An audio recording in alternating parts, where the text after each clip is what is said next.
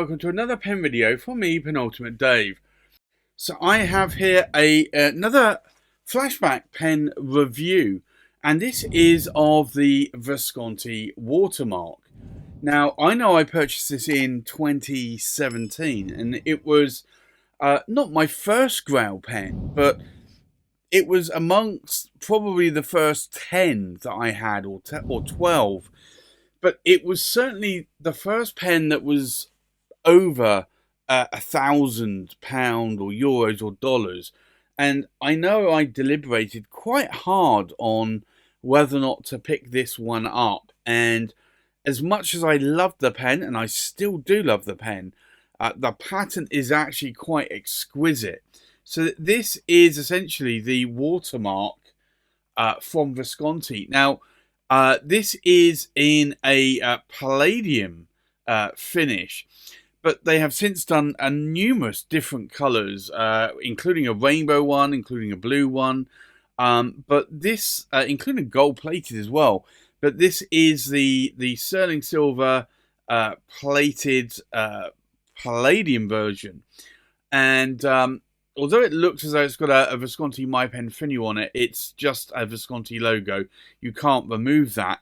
But it is a Powervac filling pen, and you can see there the seal, or the limited edition number there, 224 as I tilt that so I can read it, of 888.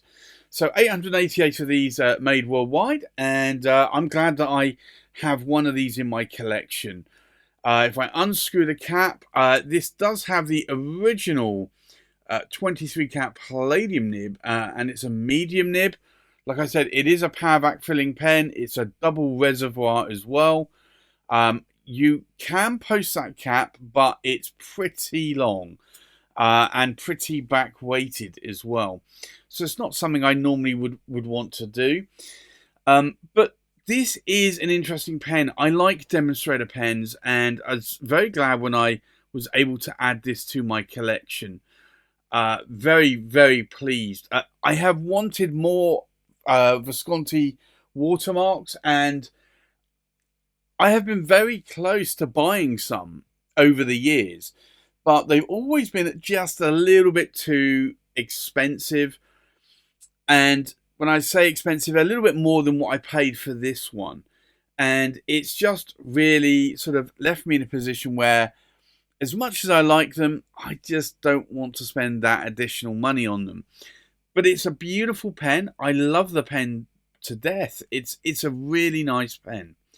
But for me, I always have to look at what other pens do I want to add to my collection, and do I want more of the same type of pen, or do I want different pens? And in a lot of the case, I go for different pens, at least more recently. So I've tried to avoid buying multiples of the same pen or the same model, even if it's just a different color. So that's part of the reason why I haven't picked up a Visconti watermark in the more recent future. But I do love this pen. It really is an interesting pen. You've got these V logos for Visconti over this demonstrator barrel. It's a double reservoir power filler, so it holds around 2.5 milliliters of ink as well. But it's just an interesting pen to write with. So I think with that, let's do a comparison with other pens. So from left to right, we have a Cypress Maquis Goldfish. We have a Cypress Eggshell 01, a Mike Green, and this is the purple Juma Dragon. We have a Mike Green, and this is the Blue Snake, or the Blue Juma Dragon. We have a Visconti Watermark. We have a Visconti Divina Elegance in green, a Visconti Typhoon Blue Divina. We have a Visconti Homo Sapiens, and this is the Elegance. We have a Visconti Homo Sapiens Chianti Sheer, and we have a Visconti Opera Master, and that's the Blue Swirls Proto. So I think let's now do a writing sample. So this is the Visconti, and it's the watermark. and it is a medium, and it's a 23 cat palladium nib. Now the ink in here today is a Diamine Blaze Orange, which is a lovely colour of orange ink. In terms of line variations, I'm definitely getting a Western medium there. Can I push it a bit more? I can. And you can push this nib. It is a 23 cat palladium nib. So if I do the figure of eights, you can see there that this can get quite a bit of line variation. And if I do more vertical lines, there's no hard starts or skips there. In terms of ink wetness, let's take a look.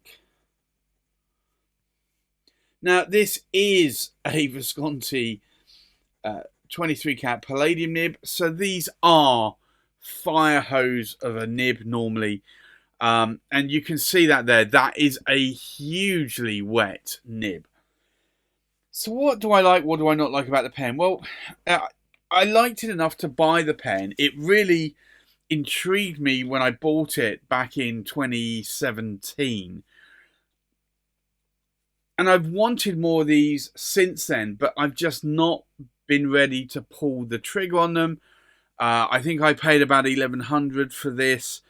It wasn't really hugely discounted.